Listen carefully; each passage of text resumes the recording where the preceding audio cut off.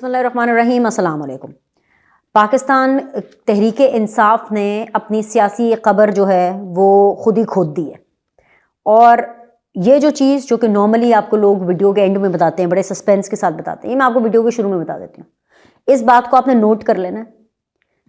आज मैं आपको बड़े वसूख और बड़े दावे से बता रही हूँ कि इस वीडियो के बाद से हर मिनट, हर घंटा, हर दिन, हर हफ्ता, हर महीना आपको पाकिस्तान तहरीक इंसाफ ख़त्म होती हुई नज़र आएगी, बल्कि ख़त्म हो गई है। इमरान खान आपको नज़र नहीं आने वाले हैं। मैं आपको ये बिल्कुल सच बता रही हूँ और उसकी मैं आपको रीज़न बताऊँगी कि मैं as a follower of democracy, मैं as a student of democracy, मैं as a student of politics हमेशा से इस चीज़ में यकीन रखती आई हूँ, सब आज के दिन के से पहले तक, कि सियासतदान और सियासी पार्टियाँ ख़त्म नहीं होती, और बिल्कुल नहीं होती ख़त्म। सियासतदान और सियासी पार्टियाँ ख़त्म नहीं होती हैं। लोगों का वहम होता है कि हमने इस सियासतदान को ख़त्म कर दिया, हमने उस सियासी पार्टी को ख़त्म कर दिया। लेकिन जो जत्थे हैं ना, जो गिरोह हैं, जो फसादी एलिमेंट्स हैं, वो ज़रूर ख़त्म होते हैं। और पाकिस्तान तहरीक इंसाफ भी ख़त्म होगी, और इमरान खान का ये जो फसादीपन है ये भी ख़त्म होगा, क्योंकि ये पॉलिटिकल पार्टी नहीं है। 3 चीज़ें हाईलाइट हैं जो कि मैं आपको बताऊंगी। अलीमा खान इमरान खान से मुलाकात करती, मुलाकात के बाद वो आती हैं, और जाहिर सी बात है एक बहन है, पहले तो लगा कि शायद एज अ सिस्टर, बहन के तौर पर उनके इमोशंस जो हैं वो बहुत ज़्यादा बाहर फूट के आ रहे हैं, तो चले जी इमोशनली कह दिए। लेकिन जब वो ये कहती हैं ना कि जी अंदर मैं गई, मेरी खान साहब से बात हुई और खान साहब ने मुझे कहा कि मेरे साथ जो कुछ हो रहा है उसके पीछे जनरल लासिम मुनीर है, तो तन बदन में एक आग लगती है कि यार हाथ धो के आर्मी चीफ के पीछे पड़ गए। फिर जब आरिफ अलवी जो कि इस मुल्क के सदर रह चुके हैं, वो होता है ना कि कम में ज़्यादा पड़ जाए, छोटे बंदे को किसी हायर पोस्ट पे लगा दो तो पचता नहीं है। आरिफ अलवी के साथ भी यही हुआ, ठीक है। उनको सदर बनाया गया, बहैसियत सदर भी उनका किरदार इंतहाई घटिया, इंतहाई गलीज़। उससे पहले भी उनका किरदार इंतहाई घटिया, इंतहाई गलीज़। याद है कि जिस तरह पार्लियामेंट पर हमले हुए और सब कुछ हुआ, और फिर किस तरह से इमरान खान को फ़ोन करके उनकी जो टेलीफोनिक कॉन्वर्सेशन थी कि यहाँ पे भी हमला कर दो, वहाँ पर भी हमला कर दो, वो भी बाइस शर्म। इनका किरदार बहैसियत सदर भी बाइस शर्म। और सदर के ओहदे से हटने के बाद ये फिर भी पर्क्स ले रहे हैं, सदारती पर्क्स ले रहे हैं अभी तक, क्योंकि सदर को तो फॉर एवर जब रिटायर भी हो जाते हैं तो उनको, इन द सेंस कि जब वो ख़त्म भी हो जाती है उनकी सदारत, तो फिर भी इनको पर्क्स मिलते हैं। उन पर्क्स को अभी तक इंजॉय कर रहे हैं। वो अमेरिका में बैठ करके रियासत पाकिस्तान के बारे में जहर उगल रहे हैं। तो मैं कहती हूँ कि आप लोगों को बहुत ज़्यादा शर्म आनी चाहिए, बल्कि मैं ये कहूँ कि शर्म से डूब मरना चाहिए। लेकिन अगर शर्म हो तो ये डूब मरे। शर्म नाम की इनमें कोई चीज़ नहीं है।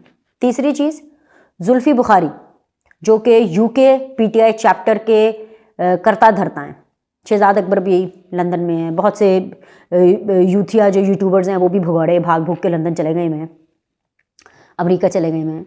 जो यूके चैप्टर है, जो जुल्फी बुखारी हैं, वो ट्वीट करते हैं अंग्रेज़ी और उर्दू का एक ओपन लेटर, और ट्वीट करके कहते हैं कि जितने भी पाकिस्तानी जो कि इस टाइम पर बरतानिया में मौजूद हैं, वो हाई कमीशन, बरतानवी हाई कमीशन के बाहर जाएं, ठीक है, बरतानिया में हाई कमीशन के बाहर जाएं, और वहाँ जाकर एहतजाज जब करें तो ये जो खतूत हैं इनकी कॉपीज़ लेकर के जाएं, क्योंकि आर्मी चीफ लंदन में हैं और अपना प्रोटेस्ट रजिस्टर कराएं, अपना एहतजाज रजिस्टर कराएं उनकी कॉपियाँ ले जाकर।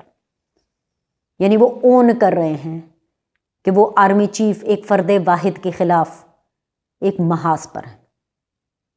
और इससे कहीं ज़्यादा कि अगर मैं आपको ये कहूँ कि क्योंकि आर्मी चीफ बरतानिया में हैं, और क्योंकि आर्मी चीफ को गार्ड ऑफ ऑनर दिया गया, और क्योंकि आर्मी चीफ की इतनी इज्जत हो रही है, और आर्मी चीफ की इज्जत सिर्फ आर्मी चीफ की इज्जत नहीं होती, पूरे पाकिस्तान की इज्जत होती है, और वहाँ पर पाकिस्तान का तराना बजाया गया, और क्योंकि इतनी इज्जत मिल रही है, इसलिए इमरान खान और उनके पैरोकारों को ये लगा कि यही वो मौका है जिस पर उनको चौका मारना है। लेकिन असल में उन्होंने अपनी कब्रें खोद दी हैं, अपनी सियासी कब्रें खोद दी हैं भाई।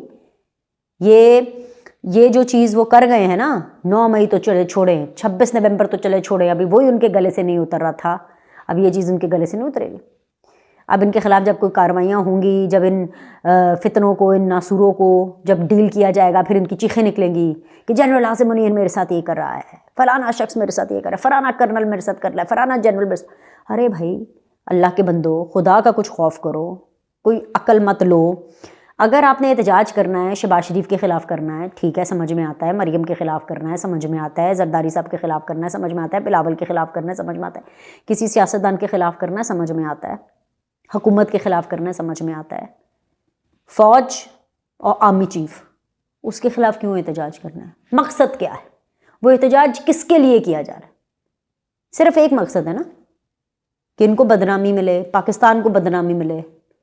تو میں کہتی ہوں کہ ایسی سوچ رکھنے والے پر اللہ کی لعنت، جو اپنی دھرتی ماں، پاکستان کیا ہے، ملک کیا ہے؟ دھرتی ماں ہے نا، جو اپنی دھرتی ماں کا سگا نہیں ہوا، وہ کسی اور کا کیا سگا ہوگا؟ Chief of army staff general Asim Munir صاحب جو ہیں وہ سرکاری دورے پر برطانیہ میں۔ آئی ایس پی آر کے مطابق دورہ برطانیہ کے، یہ میں آپ کو آئی ایس پی آر کی رپورٹ بتا رہی ہوں، دورہ برطانیہ کے دوران army chief Royal military academy میں 7ویں علاقائی استحکام کانفرنس میں شرکت کریں گے۔ علاقائی استحکام conference royal military academy Sandhurst میں ہو رہی ہے۔ برطانیہ پہنچنے پر chief of army staff general Asim Munir کا شاندار استقبال کیا گیا۔ اس موقع پر آرمی چیف کو تاریخی پریڈ گراؤنڈ میں گارڈ آف آنر پیش کیا گیا۔ گارڈ آف آنر کے دوران برطانوی ملٹری بینڈ کی طرف سے پاکستان کا قومی ترانہ بھی بجایا گیا۔ دورہ برطانیہ کے دوران آرمی چیف برطانوی عسکری اور سول قیادت سے اہم ملاقاتیں اور برطانوی آرمی یونٹس کا دورہ بھی کریں گے۔ آرمی چیف کا دورہ برطانیہ دونوں ممالک کے درمیان مستحکم اور دائمی تعلقات کی غمازی کرتا ہے۔ جس طرح سے آرمی چیف کو برطانیہ میں گارڈ آف آنر ملا، وہ صرف پاک افواج کے لیے ہی نہیں بلکہ پورے پاکستان کے لیے آنر کی بات ہے۔ آرمی چیف کو عزت پاک فوج کو عزت ہے، اور پاک فوج کی عزت پاکستان کی عزت ہے۔ ان مناظر کو دیکھ کر یقیناً ہر محب وطن پاکستانی کا سر فخر سے بلند ہوتا ہے اور دلی خوشی ہوتی ہے، مگر ملک دشمنوں کے لیے یہ مناظر انتہائی تکلیف دہ ہوتے ہیں۔ ان کی جلتی ہے، ان کو جلن ہوتی ہے، ان کی چیخیں نکلتی ہیں۔ ملک دشمنی کی بات ہو اور یہاں پر تحریک انصاف کا ذکر نہ ہو، یہ تو ہو ہی نہیں سکتا۔ پاکستان تحریک انصاف نے ملک دشمنی کا آج ایک اور ثبوت دے دیا ہے اور ثابت کیا ہے کہ اسے ہر اس چیز سے مسئلہ ہے جہاں پاکستان کی عزت کی بات ہوتی۔ فورن فنڈڈ اس جماعت کی برطانوی چیپٹر نے لندن میں احتجاج کی کال دی ہے، کیونکہ پاکستان کو ملنے والی عزت ان سے برداشت نہیں ہو رہی ہے، ہضم نہیں ہو رہی ہے۔ منافقت کا عالم یہ ہے کہ پاکستان میں موجود ان کے جتنے لوگ ہیں وہ اسٹیبلشمنٹ سے مذاکرات کے لیے منت ترلے کرتے رہتے ہیں، ہاتھ پاؤں جوڑتے رہتے ہیں کہ ایک والی ساڈے والے ایک واری تک سجنا، ہم تو کچھ بھی کرنے کے لیے تیار ہیں، ہم سے آپ بس سے ایک بات کر لیں، ہمیں بس کسی طرح جیل سے باہر نکال کر کے اقتدار میں لیں۔ اور برطانیہ میں موجود جو ملک دشمن احتجاج کی کال دے رہے ہیں، یہ وہی ملک دشمنی ہے جس کی بنیاد آرمی چیف کی تعیناتی کے وقت راول پنڈی میں دھرنا دے کر شروع کی گئی تھی، اور کوشش کی گئی تھی کہ بس کسی طرح سے آرمی چیف کی تعیناتی کو روکا جا سکے۔ نہیں روک سکے ان کی تعیناتی، ناکام ہوئے، اور پھر ناکامی کی صورت میں 9 مئی کیا گیا، جس کا ایک ہی مقصد تھا کہ فوجی تنصیبات پر حملہ کر کے فوج کو اکسایا جائے اور وہ اپنے ہی شہریوں پر گولیاں برسائیں، جس کے بعد آرمی چیف کے خلاف ادارے میں بغاوت کرا دی جائے۔ مگر آرمی چیف نے کمال مہارت سے تحریک انصاف کے ان تمام حربوں کو نہ صرف ناکام بنایا بلکہ پوری دنیا کے سامنے اس فتنے کو بے نقاب کیا۔ سوشل میڈیا پر آئے روز عسکری قیادت کے خلاف ٹرینڈز جو ہیں وہ چلائے جاتے ہیں، اور ہر وہ کام کیا جا رہا ہے جو بھارت سمیت پاکستان کے تمام دشمن ملک چاہتے ہیں۔ بطور وزیر اعظم عمران خان نے بارہا اس بات کو دہرایا تھا جب وہ دور حکومت میں تھے، جب وہ وزیر اعظم تھے، تو بار بار بس ایک ہی راو گلاتے تھے کہ آرمی چیف پر تنقید فوج پر تنقید کے مترادف ہے، اور فوج اپنے چیف پر تنقید برداشت نہیں کرتی۔